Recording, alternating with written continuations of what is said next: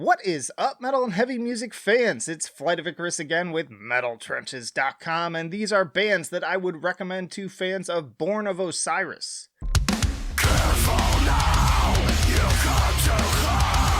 And hey, if you like to be kept up to date with the best and brightest metal bands and albums from the underground and above, then stick with me by hitting that subscribe button down below.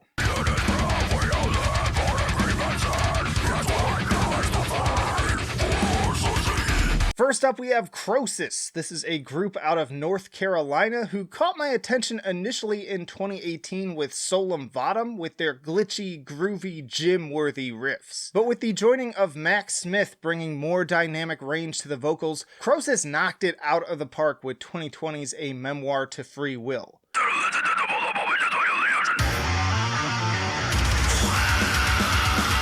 At once more punishing and more progressive and expansive in scope, it's no wonder that this became one of my favorite deathcore albums of 2020. And while they do sometimes bring those more bombastic synth lines, they also take this more subdued approach on certain tracks with this eerie vibe that I would compare to something like Twin Peaks. Check out the track Psychoticalism to see what I mean. It's like Archspire meets The Faceless.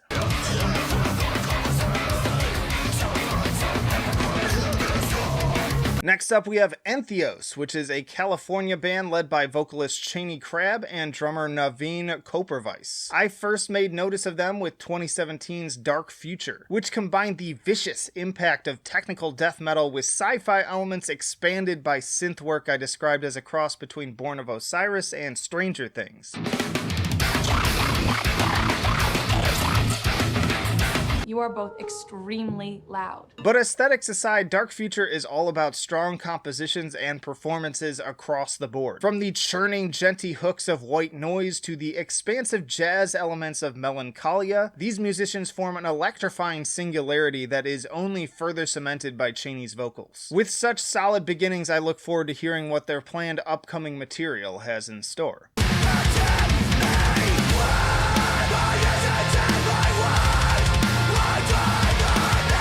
Then we have Loon, which is an Australian band who ended up on my radar with the excellent music video for the track Manipulator. This was part of their brief but impressive 2020 EP Ghost, which showed major promise for Loon's potential as a new force in the genre. This absolute mosh frenzy of a track draws more than a few comparisons to Born of Osiris, and that one keyboard phrase, which you'll know it when you hear it, triggers an irresistible urge to throw myself through the nearest object.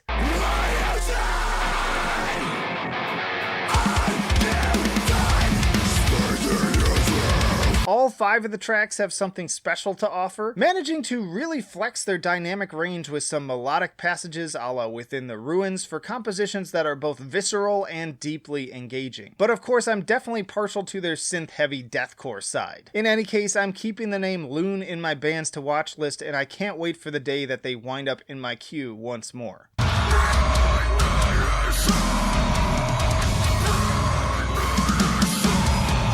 Next up is Pathways, a band from Seattle that was newly recommended to me while putting this list together. They are apparently known for the use of dual 8-string guitars and strong classical influences. The last we heard a full release from them was in 2016 when they dropped the EP Dies Irae via Tragic Hero Records. But just this year they dropped a new track called Great Old Ones, which sees them going in more of a pop metalcore direction, like a weird fusion of screamo with Panic at the Disco.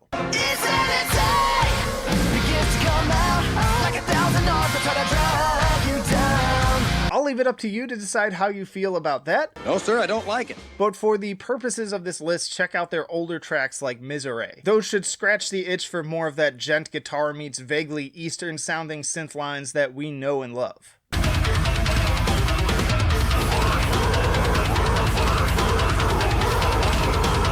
Then there's the Voynich Code, a Portuguese band and another I was not previously familiar with prior to doing some digging. This is another group sporting impressively technical guitar work alongside the rhythmic chugging grooves, and more catchy synth work as well with the simulated harpsichord kind of sound on tracks like Cage of Innocence. Or again, more of that exotic Sumerian core effect on others like Behind the Mirror.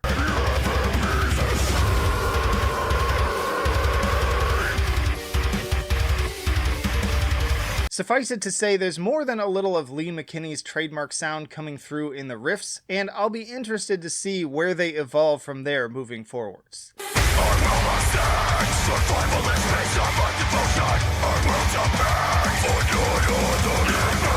And last but not least, Brand of Sacrifice. I almost left these guys off considering I've already featured them in like 10 other videos this year. But damn it, if there is a modern deathcore band that is absolutely killing it to the point of giving Born of Osiris an actual run for their money, it's Brand of Sacrifice. From the early EPs to their latest album Lifebolood, this is the perfect fusion of catchy groove, destructive heaviness, and highly bombastic symphonic elements.